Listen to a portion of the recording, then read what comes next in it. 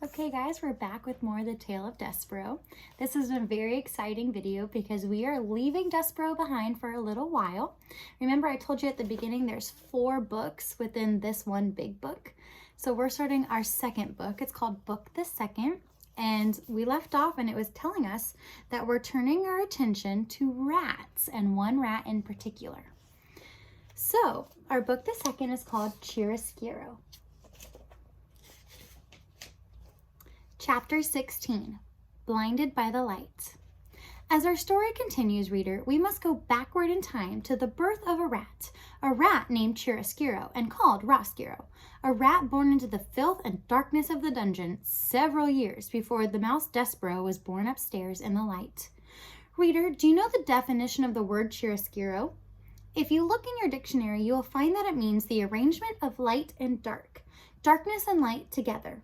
Rats do not care for light. Roscuro's parents were having a bit of fun when they named their son. Rats have a sense of humor. Rats, in fact, think life is very funny, and they are right, reader. They're right.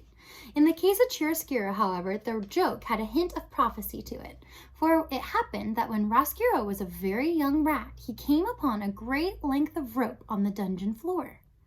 "Ah, what do we have here?" said Roscuro. Being a rat, he immediately began to nibble at the rope. "Stop that!" boomed a voice, and a great hand came out of the darkness and picked up the rat by his tail and held him suspended upside down. "Were you nibbling on Gregory's rope, rat?" "Who wants to know?" said Roscuro, for upside down he was still a rat. "You are a smart alecky rat. You smart alecky rat nibbling on Gregory's rope. Gregory will teach you a lesson, teach you not to mess with his rope." And keeping Roscuro upside down, Gregory lit a match with the nail of his thumb. And then he held the brilliant flame right in Roscuro's face. "Ah," said Roscuro. He pulled his head back away from the light. But alas, he did not close his eyes, and the flame exploded around him and danced inside. "Has no one told you the rules?" said Gregory. "What rules?" "Gregory's rope, rat, is off limits." "So?" "Apologize for chewing on Gregory's rope." "I will not," said Roscuro. "Apologize." "No." "Filthy rat," said Gregory. "You black-souled thing. Gregory has had it with you rats." He held the match closer to Roscuro's face, and the terrible smell of burnt whiskers rose around the jailer and the rat, and the match went out and Gregory released Roscuro's tail. He flung him back into the darkness. "Do not ever touch Gregory's rope again, or you will be sorry." Roscuro sat on the dungeon floor. The whiskers on the left side of his face were gone. His heart was beating hard, and though the light from the match had disappeared, it danced still before the rat's eyes, even when he closed them. "Light," he said out loud, and when he whispered the word again, "light." From that moment forward, Roscuro showed an abnormal, inordinate interest in the illumination of all sorts of things.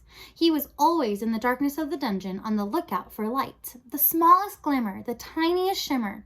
His rat soul longed inexplicably for it. He began to think that light was the only thing that gave life meaning, and he despaired that there was only so little of it to be had in the dungeon. He finally voiced this sentiment to his friend, a very old one-ear rat named Botticelli Rimorso. "I think," said Roscuro, "that the meaning of life is light."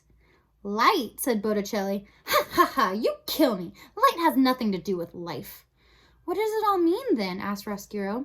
"The meaning of life," said Botticelli, "is suffering. Specifically, the suffering of others. The suffering of prisoners, for instance. Reducing a prisoner to a weeping and wailing and begging is a delightful way to invest your existence with meaning." As he spoke, Botticelli swung from the extraordinary long nail of his right front paw a heart-shaped locket. He had taken the locket from a prisoner and hung it on a thin braided rope. Whenever Botticelli spoke, the locket moved back and forth, back and forth. "Are you listening?" Botticelli said to Roscuro. "I'm listening." "Good," said Botticelli. "Do as I say and your life will be full of meaning. This is how you torture a prisoner. First, you must convince him that you are his friend. Listen to him, encourage him to confess his sins, and when the time is right, talk to him. Tell him what he wants to hear. Tell him, for instance, that you will forgive him. This is a wonderful joke to play on a prisoner, promising your forgiveness." Why? Said Roscuro. His eyes went back and forth, following the locket. Because, said Botticelli, you will promise it, but you will not grant it. You will gain his trust, and then you will deny him. For you refuse to offer the very thing he wants. Forgiveness, freedom, friendship, whatever it is that his heart most desires, you will withhold. At this point in his lecture, Botticelli laughed so hard that he had to sit down and catch his breath. The locket swayed slowly back and forth and then stopped altogether. Ha, said Botticelli. Ha, ha, ha. You gain his trust and then you refuse him. And then you become what he knew you were all along. Not a friend, not a confessor, not a forgiver, but a rat. Botticelli wiped his eyes and shook his head and sighed with a great sigh of contentment. He set the locket in motion again. At that point, it is most effective to run back and forth over the prisoner's feet, inducing physical terror, along with the emotional sort. Oh, he said, it's such a lovely game, and it's absolutely chock full of meaning. I would like very much to torture a prisoner, said Roscuro. I would like to make someone suffer. Your time will come, said Botticelli. Currently, all the prisoners are spoken for, but another prisoner will arrive sooner or later. How do I know this to be true? Because, Roscuro, thankfully, there is evil in the world, and the presence of evil guarantees the existence of prisoners. So, soon there will be a prisoner for me? Yes, said Botticelli remorso. Yes. I'm looking forward to it. Ha, ha, ha, of course you're looking forward to it. You are looking forward to it because you are a rat, a real rat. Yeah, said Roscuro, I'm a real rat. Concerned not at all with the light, said Botticelli. No, not at all with the light, repeated Roscuro. Botticelli laughed again and shook his head.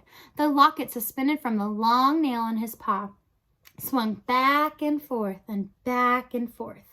You, my friend, are a rat. Exactly. Yes, evil, prisoners, suffering, rats. It all fits together so neatly and sweetly. Oh, it's a lovely, lovely dark world we live in.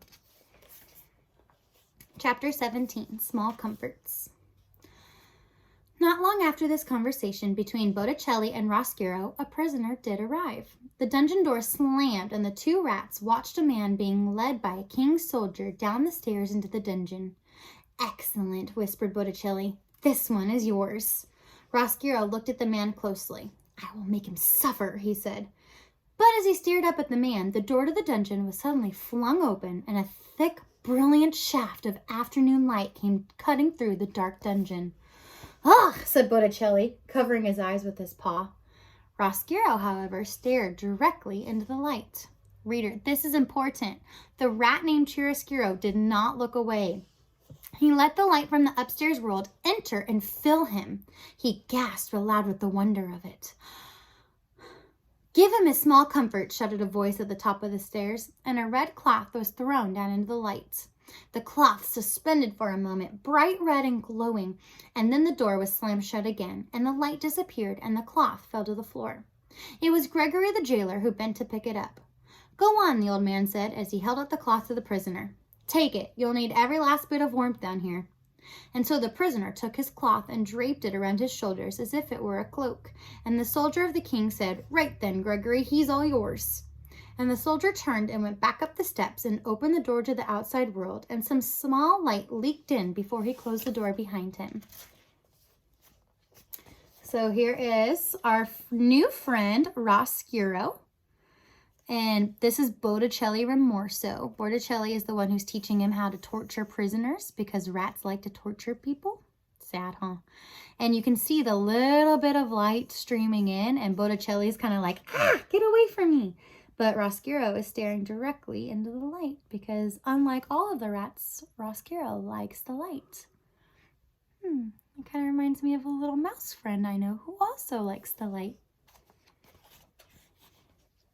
Did you see that? Roscuro said to Botticelli. Hideously ugly, said Botticelli. Ridiculous. What can they possibly mean by letting all that light in at once? Don't they know this is a dungeon? It was beautiful, said Roscuro. No, said Botticelli. No. He looked at Roscuro intently. Not beautiful. No. I must see more light. I must see all of it, said Roscuro. I need to go upstairs. Botticelli sighed. Who cares about the light? Your obsession with it is tiresome. Listen, we are rats. We do not like the light. We are all about the darkness. We are about suffering. But, said Rosciaro, upstairs. No buts, said Botticelli. No buts. None. Rats do not go upstairs. Upstairs is where the mice live. He took a locket from around his neck. What, he said, swinging it back and forth, is this rope made out of? Whiskers.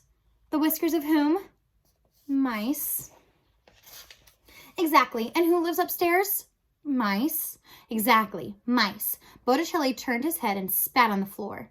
Mice are nothing but little packages of blood and bones, afraid of everything.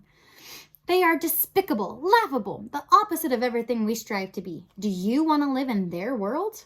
Rosciaro looked up past Botticelli to the delicious sliver of light that shone out from underneath the door. He said nothing. Listen, said Botticelli, this is what you got to do. Go torture a prisoner. Go and take the red cloth from him. The cloth will satisfy your cravings for something from that world. But do not go up into the light. You will regret it. As he spoke, the locket swung back and forth and back and forth. You do not belong in that world. You are a rat. Say it with me. A rat. A rat, said Rosciaro. Ah, but you are cheating. You must say, I am a rat, said Botticelli, smiling slowly at Rosciaro. I am a rat, said Rosciaro. Again, said Botticelli, still swinging his locket. I am a rat. Exactly, said Botticelli. A rat is a rat. End of story. Without end. Amen. Yes, said Rosciaro. Amen. I am a rat. He closed his eyes. He saw again the red cloth spinning against the backdrop of gold. And he told himself, reader, that it was the cloth he desired, not the light.